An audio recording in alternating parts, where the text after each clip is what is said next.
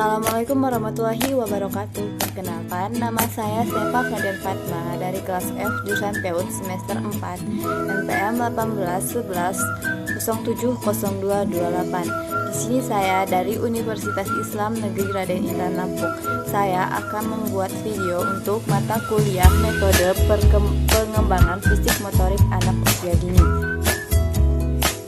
Perkembangan fisik motorik anak. Perkembangan fisik merupakan perkembangan yang berjalan dengan prinsip yang disebut kephalokaudal, yaitu prinsip perkembangan yang dimulai dari atas ke kepala dan secara teratur ke bagian bawah tubuh.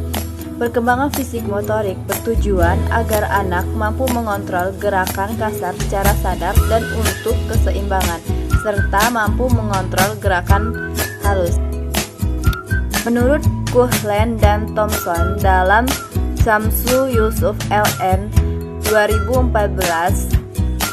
halaman 101 mengemukakan bahwa perkembangan fisik individu meliputi 4 aspek, yaitu yang pertama sistem saraf yang sangat mempengaruhi perkembangan kecerdasan dan emosi.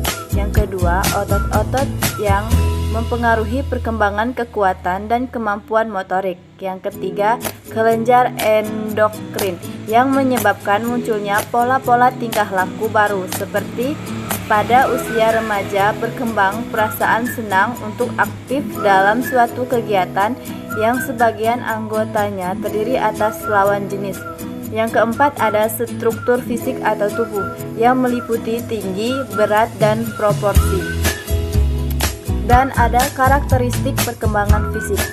Galloway tahun 1997 halaman 17 sampai 18 menyatakan bahwa istilah motorik atau motor itu sendiri sebenarnya merujuk pada faktor biologis dan mekanis yang mempengaruhi gerak atau movement, sementara istilah gerak atau movement merujuk pada perubahan aktual yang terjadi pada bagian tubuh yang dapat diamati.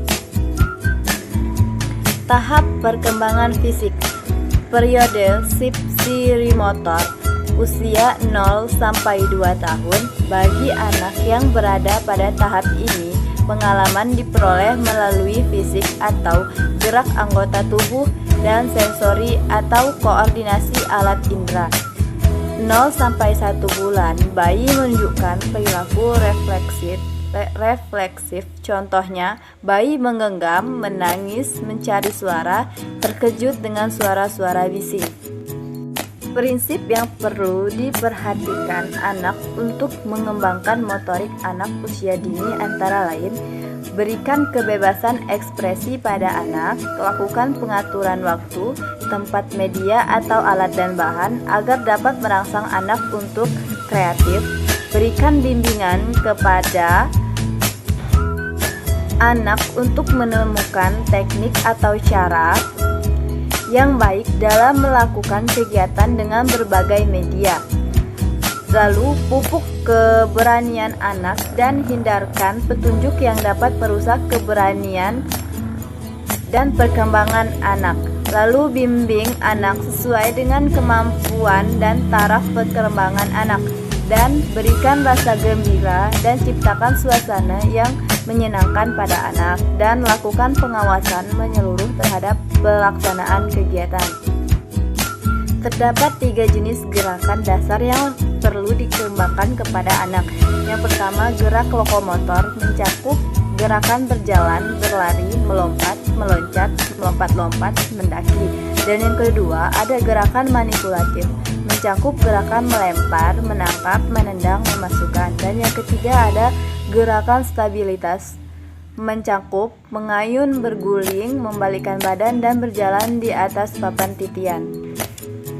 4 sampai 10 bulan, bayi mulai bergerak ke dalam lingkungannya. Banyak bayi mulai merangkak, mencoba untuk berdiri, dan beberapa mulai berjalan selama masa ini. Bayi mulai mengulang-ulang tindakan tidak sengaja. 10 sampai 12 bulan, bayi terus meningkatkan perkembangan dari koordinasi otot-otot besar dan kecil seperti mencoba merangkak, berdiri, dan berjalan. Dunia bayi berubah seiring dengan perubahan posisi tubuh bayi. Reaksi sirkuler primer. Yang pertama ada reaksi sirkuler sekunder, yang kedua koordinasi reaksi sirkuler sekunder, yang ketiga ada internalisasi skema. Subtahap perkembangan sensori motor. Refleks sederhana atau simple reflexes. Menurut Piaget, subtahap sensori motorik yang terjadi pada bulan pertama setelah kelahiran adalah alat dasar koordinasi sensasi dan aksi melalui perilaku refleksif seperti mencari dan menyisap yang dimiliki bayi sejak kelahiran. Lalu kebiasaan pertama dan reaksi sirkuler primer. Subtahap sensorik motorik kedua Piaget yang berkembang antara usia 1 dan 4 bulan. Pada subtahap ini, bayi belajar mengkoordinasi sensasi dan tipe skema atau struktur, yaitu kebiasaan dan reaksi sirkuler primer. Lalu ada reaksi sirkuler primer, suatu skema yang didasarkan pada usaha bayi untuk mereproduksi suatu peristiwa yang menarik atau menyenangkan yang pada mulanya terjadi secara kebetulan. Fungsi pusat kontrol otak. Ada 3 unsur yang menentukan dalam perkembangan motorik, yaitu otot, syaraf, dan otot